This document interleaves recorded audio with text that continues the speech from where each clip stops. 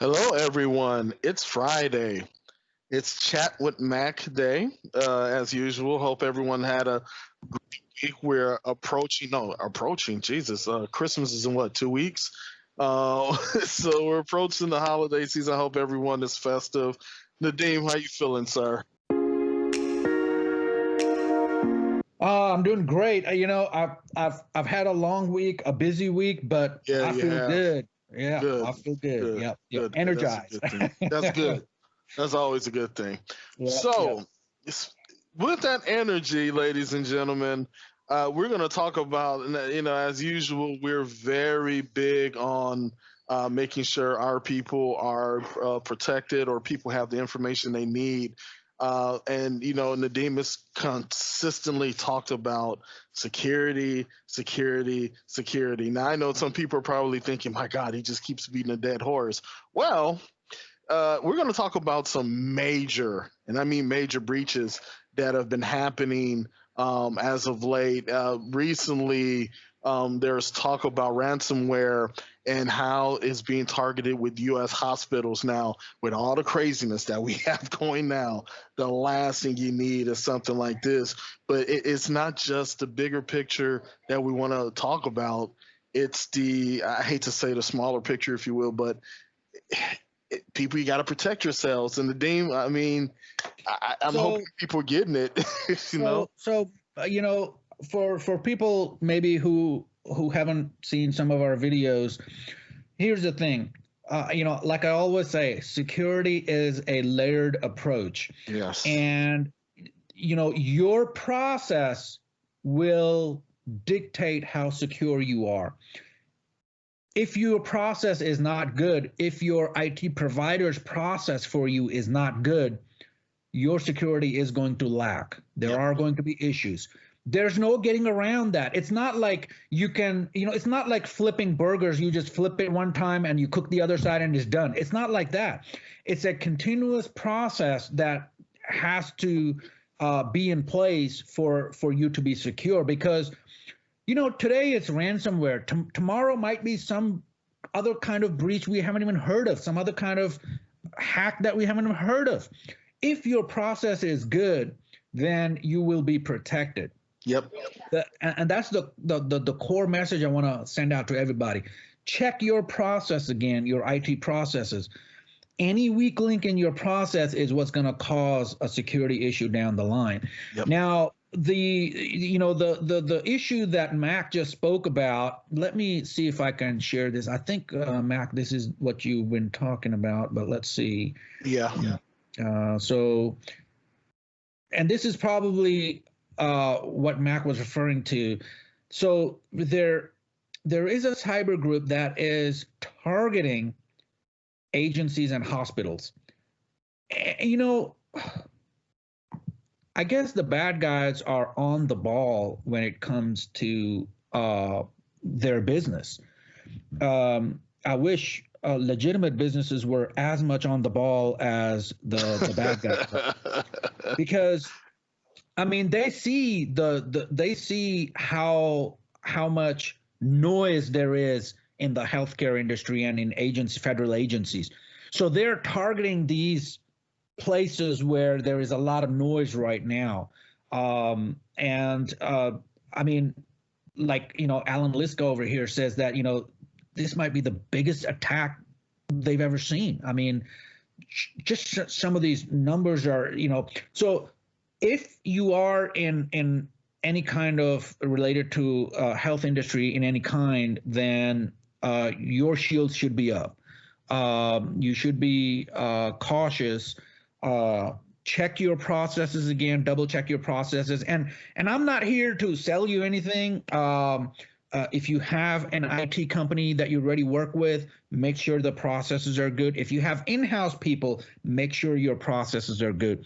Now, you don't want to miss one thing, do one thing and miss another thing. So when I say your process, your entire stack should be good. So in other words, you're looking at security from one point, but don't forget that you still have to have good backups. You still want to restore these backups and make sure they are restorable. You still want to do all these other things because at the end of the day, your process is only as strong as its weakest link. And that's what we see is it's the weakest link that the bad guys will take advantage of, right? And it's like low hanging fruit for them, right? Like using easy to guess passwords, or not having multi-factor authentication or second factor authentication. If you're in the health industry, not encrypting machines where there is data sitting.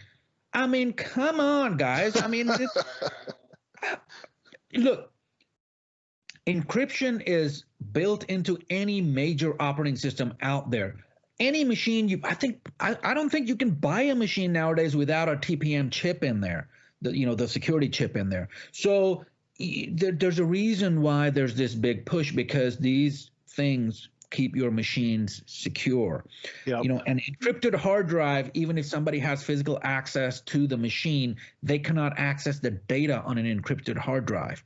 Now, if you fail to encrypt your hard drive, if you fail to have good password policies, then do you deserve to be hacked? I don't know. I don't know the answer to. But here's another thing I want to talk about, Mac, while we're on that. So, talk about this week in breach. Let me share.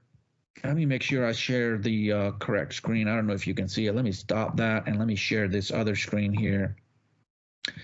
All right. So this week, what happened in the U.S. so far? Now, keep in mind, the big wave that the Verge article talked about just a little bit ago, that hasn't hit yet. That is coming.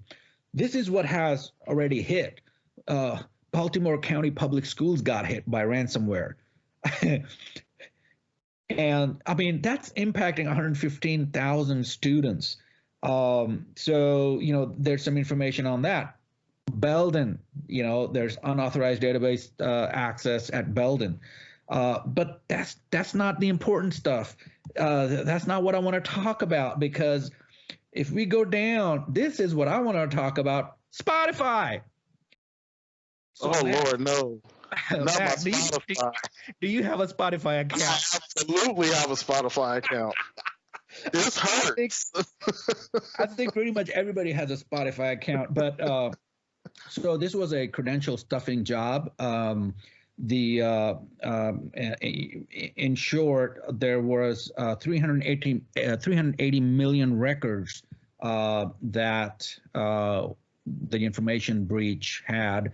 So that's going to have some impact. So the risk to business is pretty severe. Individual risk is moderate. 80,000 customers impacted. 80,000. Wow. Now, this is what's important here. This is what I want to highlight.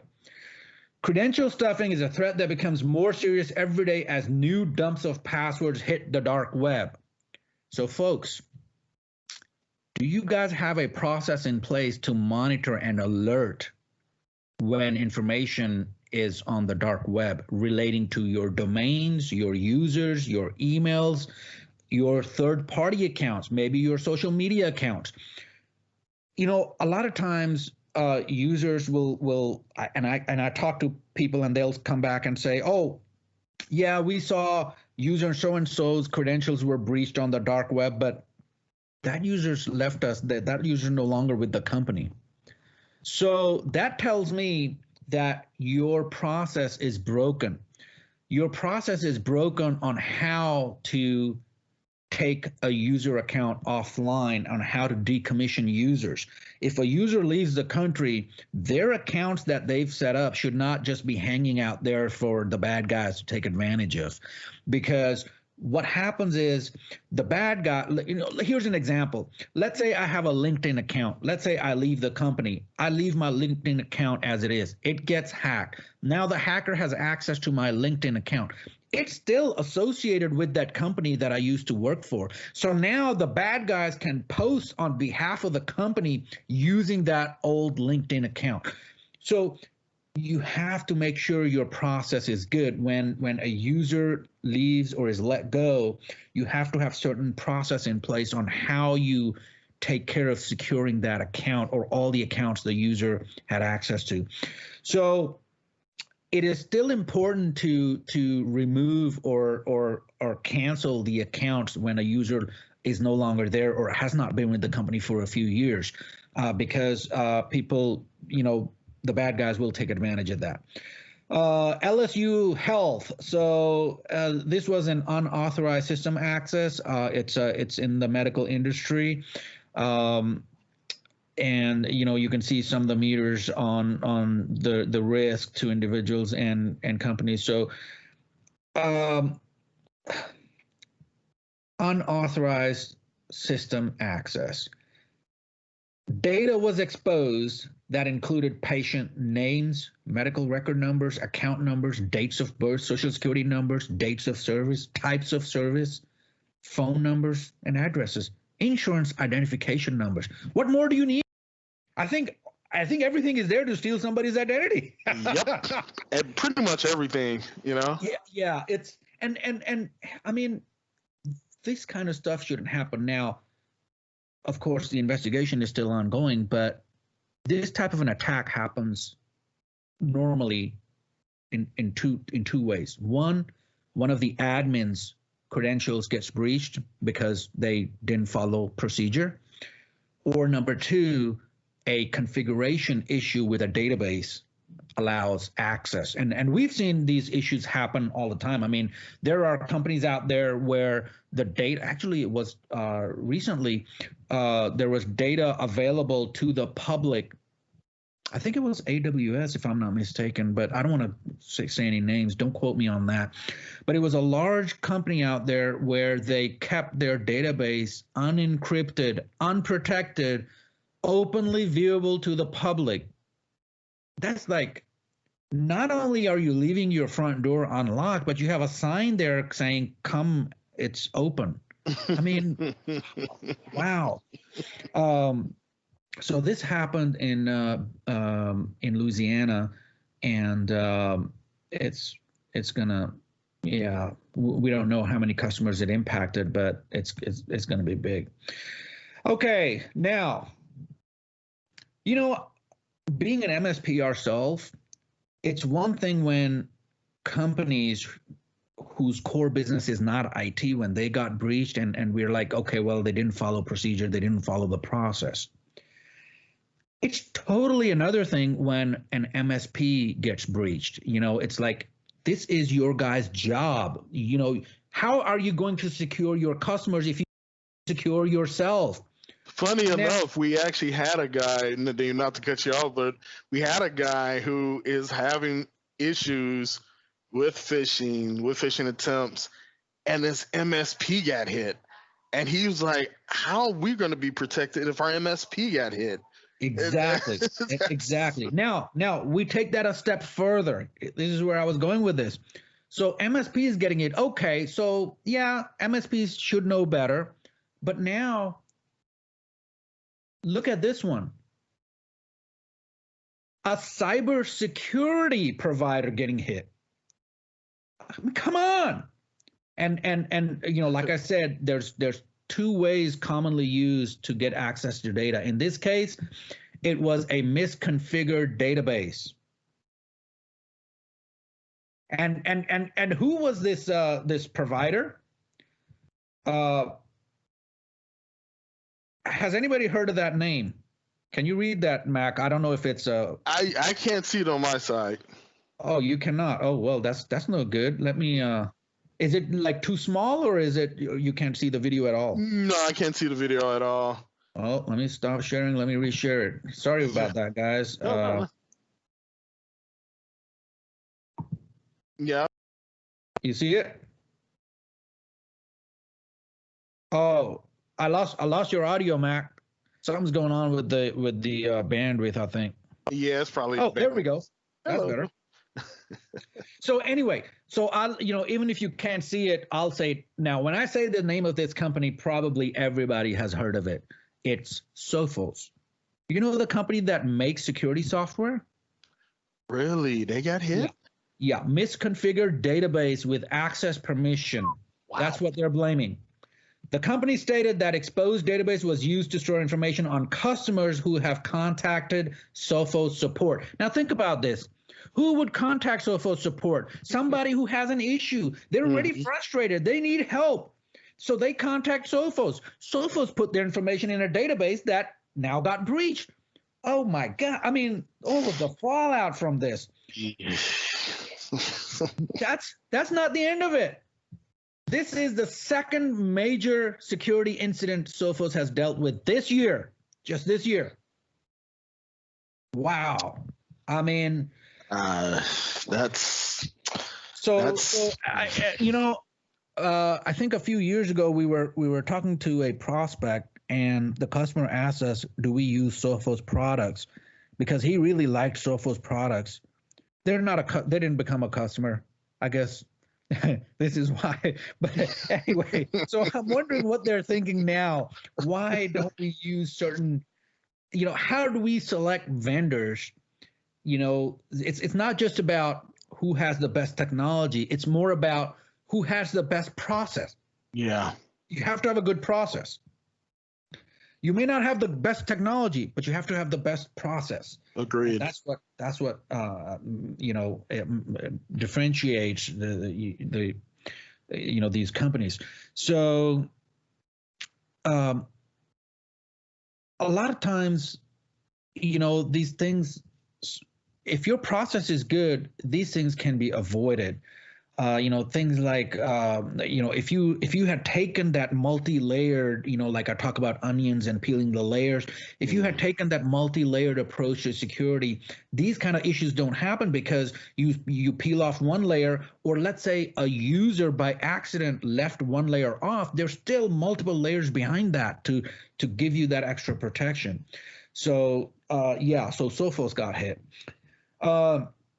U.S. Fertility Specialty Medical Clinic operator, they got hit by ransomware, and the list goes on. But needless to say, it's one of those situations where and it is becoming more and more important to check your process. It's not about the best technology. Look, there's companies out there who had very good technology, but they're out of business now. Yeah. There are companies who didn't have the best technology, actually had one of the worst technology out there, but now they are like the top performer. Why? The process. Yeah. It's the process. And we as MSPs, that's what we focus on. Our process is what differentiates us from other MSPs. Anybody can call themselves an MSP. It doesn't make them so, but anybody can call themselves an MSP. What does an MSP have? It's not the tool set. It's not the IP stack. It's the process. That's what makes a good MSP. So folks, check your processes. Make sure you have multi-layered security in place. And it doesn't matter if you're using the cloud or if it's on-prem. We see a lot of on-prem systems with glaring security holes. Yep. Because I think people become complacent in that, our stuff is in our server, but they're not realizing that that server is more vulnerable than if they had put that information in the cloud. Yeah. Because in the cloud, most of the major cloud companies out there have to go through security certifications, and so they have to put certain systems in place anyway, which sometimes can accommodate for your misconfiguration. But if it's on your systems, then nothing is going to accommodate for your misconfiguration. So you better be very good at what you do as security to design and implement your own system, or just get a third party who has a good process in place, not necessarily the best tool, not necessarily, the best people, but the entire process. That's what makes or breaks the companies in the IT world, in the MSP world. Yeah. So, Mac, you have a process, right? I do. Sales. I do. So you do a lot of, sales stuff. I mean, you talk to people all day long. So All you day. follow a certain process. I mean, you have to go, and that's what, I've always been of the mindset that if you understand something very well, then you can explain it to somebody else who has no idea what it is. That's And you can true. explain it because you understand it so well. That's And true. then you can come up with a process so you can replicate it. That's true. And that's what makes the process so you can replicate it. Yep. So, do something good, replicate it. Yep. And that's what we try to do here at PCSN. And do well, if I may say so ourselves. We do a pretty good job at it. I mean, we just do. Yeah, we've over the years we've been I hate to toot our own horn, but we've supported a lot of other IT companies and partners, done a lot of knowledge transfer. Some of these referrals actually came from Microsoft, where a certain partner, and some of these companies were actually quite large compared to us. I mean, we were a small company, right? Yep. And some of these larger companies, they just didn't have the IP in place to get with the current technology, the technology stack, and Microsoft referred them to us, and we did some knowledge transfer. We got them on board, and then we gave them a piece of our process so they can replicate it. And that's what these guys are doing, is they're replicating that process. Take a piece of ours and make it your own. It's like that in cooking, where you have some, well, Mac, it's right in your arena, right? So it's like a starter, that's what you call it, right? A starter. Yep. So it's like a starter. We give them our starter, and then they take it and they bake everything out of it. Everything with it. Yep. And it could be the crazy thing, it's funny how that correlates with IT. I mean, it could be a starter from 10 years ago, but it can have, different tweaks in between that starter, and it's still a starter. I mean, it's still the foundation of whatever you're looking to do. Exactly. And that's the point I'm trying to get across, is that if your process is good, the current technology would not matter. So a person from 100 years ago who had a good process can tweak it to accommodate for newer technology over time. Yep. But a person from today's time with a very bad process cannot go back and integrate that with the technology available at that time. So if your process is good, you can fit in anywhere. It's all about that process. But anyway, I've talked about it enough, I guess. So anybody out there listening to this, if you have a process in place, or if you don't have a process in place, please check that. Yeah, please. Make sure your process is good and it can be replicated. Let me out a lot. Let me ask you this, Nadine, in the short time we have. What would you guess the percentage of businesses that actually have a process in place for security? Yeah. So before I give you a number, I work with companies on the low end around 20 users, so small, very small businesses. On the high end, about 300 users, on the upper end of mid-sized businesses. Across this entire spectrum, about 20% of the companies, I would say, have a process in place for security. Oh. Yeah. So now, out of that 20%, they have a process in place, but even in those, there are kinks in the armor. So I mean, when I've engaged with some of these companies and I see that they have a process in place, and I give them kudos, because not a lot of companies have that in place. So they're at a good point. They're in a good place. But then you dig in a little, and then you start seeing some kinks in the armor, and that's what, you still have to, resolve those issues, but at least they had a process in place, And the only reason I asked is because in my phone calls, I'm amazed at what I perceive as the number of people that would rather be blind to what could be chinks in the armor, as opposed to having someone look and say, hey, the whole get it handled thing is such, it drives me nuts. It drives me absolutely nuts. If I was a business owner And I'm dealing in any type of business that has sensitive information. I would think it would be common knowledge or just a common process to say, let me have someone take a look at this, because what I see with my eyes may be okay, but then I'm blind to, I don't see my blind spots. And I'm just amazed at the people that don't want to do that. Well, I think it's human nature. Mm. Let me explain it this way. So, and I'm gonna give you an example of riding motorcycles, and I think it applies to bicycles as well.